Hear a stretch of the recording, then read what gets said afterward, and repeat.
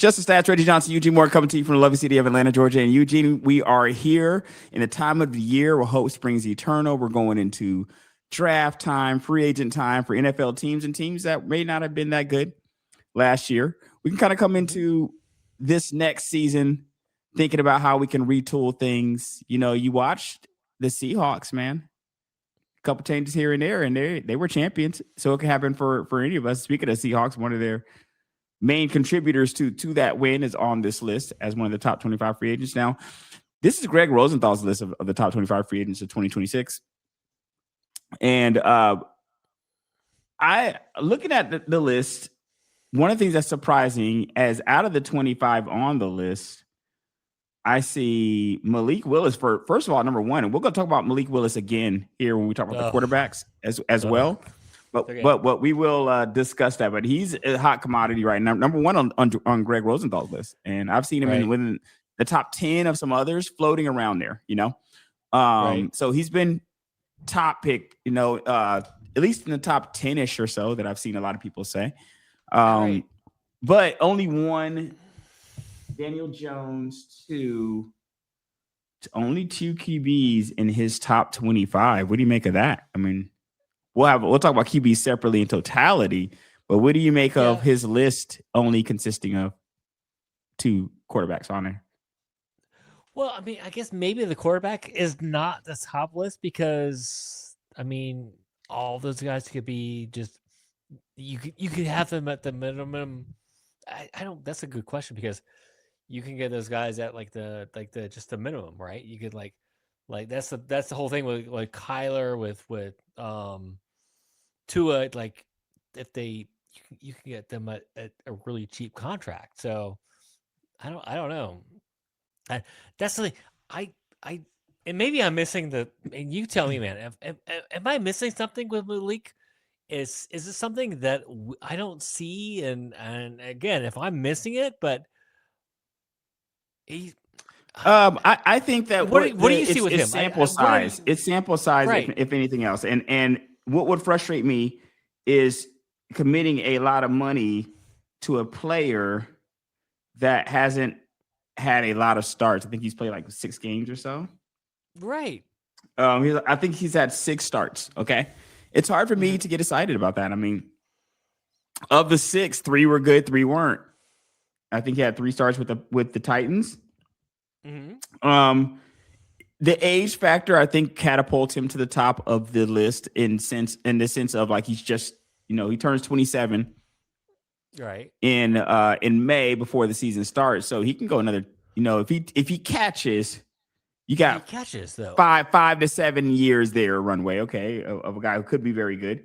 But the problem is for me personally is I would never be able to commit to what I feel like the quarterback number would be for a guy if you're chasing the guy. I don't know if somebody's just going to overpay him. People tend to overpay that position. But the problem is I can't commit that kind of money to because that position commands money in of itself, usually no matter how good the player is. It's not, he can pay on the minimum for 3 good starts.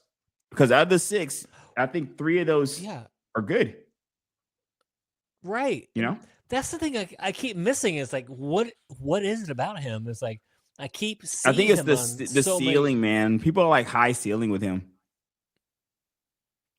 So are we thinking he's going to be like this like again we've had like the Baker, the Geno, but I got obviously with Darnold, right, winning the Super Bowl. Is this where like projecting that he's going to be that next in that tier, right? So I guess, is that what they're expecting? Reggie, are we missing something? I don't know. That's the thing. I mean, I think it's just hope, man. It's hopium. Like you're looking at the fact that the kid's 27, and well, I would say kid, he's pushing 30, but still, in comparison to like some of these other guys that are pushing 40, he looks like a kid compared to them. And I think that people fell in love with the glimpses that they saw with the Packers. So when he comes in for Jordan Love and he's showing those glimpses that, hey, maybe he could be a guy, you fall in love with that, but at the same time, I'm not seeing where this amount of excitement comes from. Right. Okay. Good. It's just it's not given me, that right? Because I he's mean, well, I mean, when you look at the start with the Packers, I mean, we look in general. Let me see here because I actually see more starts in it. So let me see how many starts. Let me go and look here. Let's go check out our Pro Football Reference and see. okay. All right. So looking at our pro, okay, so game started. So yeah, it is 6 games. He started 6. I was going back to see if maybe I cheated him on some games here. But Yahoo Sports kind of had this nailed. When he played for Tennessee, he was a rookie. He had a 1-2 quarterback record there. He had a 50% completion record, 51%, 276 on the yards, no touchdowns, 3 interceptions. Okay. Now you got to go to when he was in 2024. He played 2 games with Green Bay, 2-0 record, 74% completion, a 550, 3 touchdowns, no interceptions. And that's in the 2 games that he played with in 24. He played 1 game in 25. So I'm thinking there's a couple games. So 1 game here in 25, 85.7. Yeah, so he had 422 yards in that game. So that's what it was. 3 touchdowns.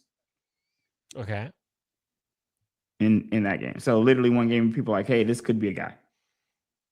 This could be a guy. But the problem is, I mean, 4 years, he's got 1,300 yards. Yeah. The sample size of an 85.7 on the completion percentage is just too high for 1 game. It's like 1 game. It's 1 game. Like you need to really get in there and see some games before you can really see where that completion percentage really settles at. So I'm not sure where it is there. I think it's just a game. The 422, man. It's just seeing greatness the last time you saw him, and then you're seeing greatness at that age. You're like, hey, man, well, kid, you're young, man. Maybe he's gonna throw for 400 again. Reggie, are we the old guys on the lawn yelling at young kids?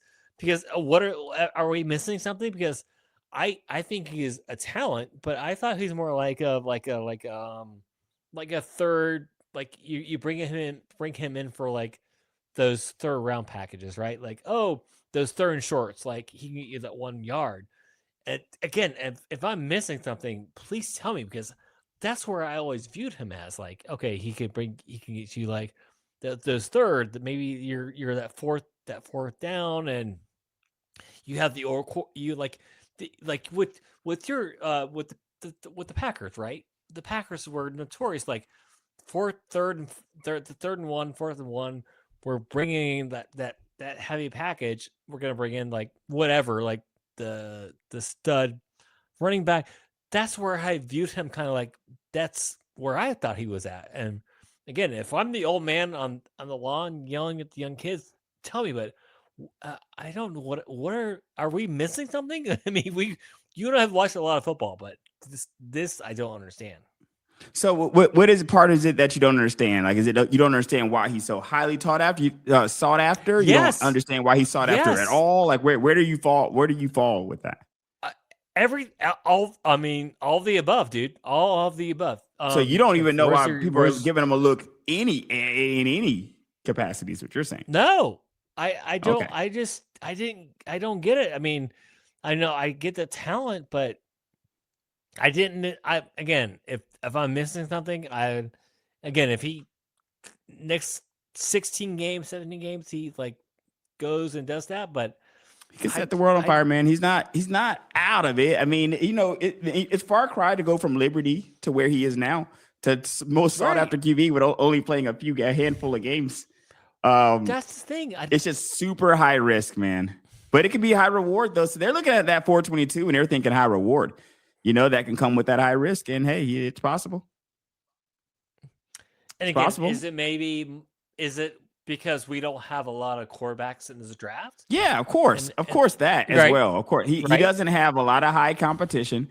Right. Where do you think about this list, because we're going to talk about him in compared to some other quarterbacks. But let's talk about him now in compared to the list. And if you're listening and not able to watch, this is a top 25 free agent list. I'll at least go over the top 10 players on the list for listeners. Malik Willis is number 1 on the list. George Pickens is number 2 on the list. Jalen Phillips, number 3. Tyler Linderbaum, number 4. Alec Pierce, number 5. Had him on a couple of my fantasy teams. Trey Hendrickson, number 6. Devin Lloyd, number 7. Daniel Jones, number 8.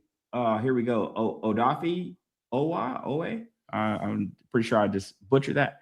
And Kenneth Walker, the third, is at 10th, which is kind of surprising. But you got some good names on this list. Like I like Breece Hall. Let me see who else I see on this. Mike Evans. It's surprising. I'm just, if he leaves Tampa, it'd be surprising. Kyle Pitts, he's on the list, but I feel like we already franchised him. So we franchised him.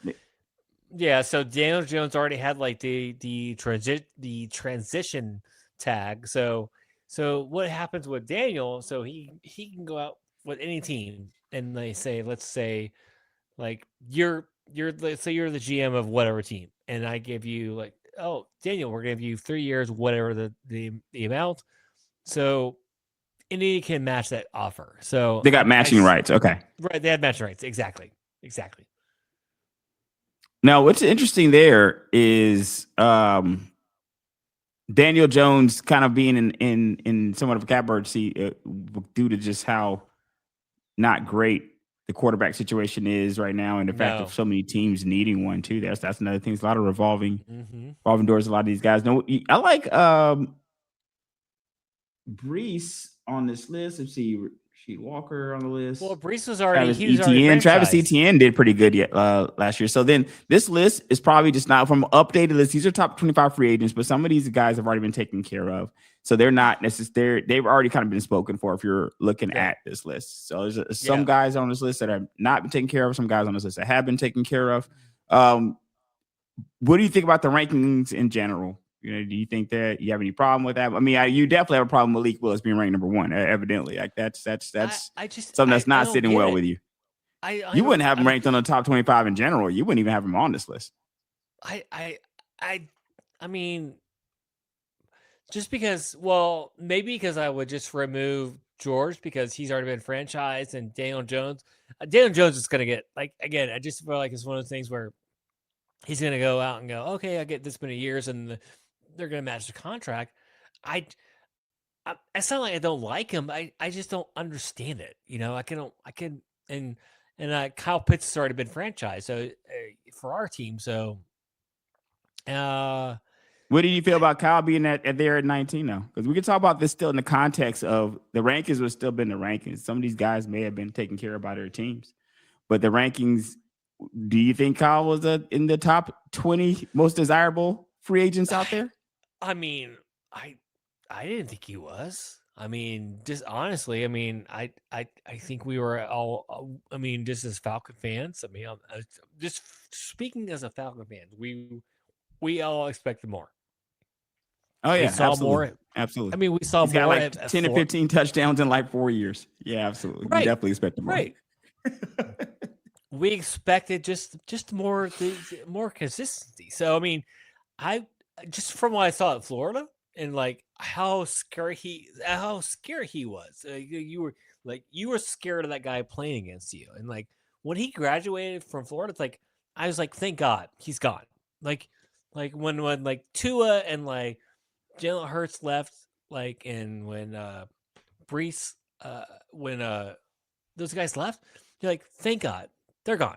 So that's how I felt when those guys left. And especially with Pitts, I was like, and he just never like, he hasn't gotten to the next level. And again, we talked about it. I don't mind the franchise tag.